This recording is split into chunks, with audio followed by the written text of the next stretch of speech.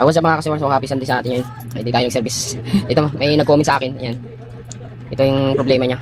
Mayroon tayo rito. Yan, mga tension disc o tensioner ang tawag yan. Isa lang tawag yan.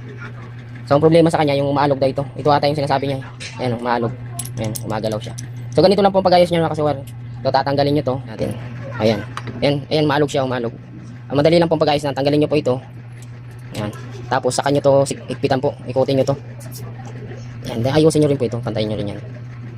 Pag sikip nyo yan, kailangan nyo ng long nose o plies. Tsaka nyo to higpitan pa. Ayan, ikutin nyo. Yung mahigpit na mahigpit. Ayan, ganyan lang po. Wala na siya. Tsaka nyo ibalik. Din kung sakaling maluwag ito, mga sawar, maluwag ito, umiikot siya.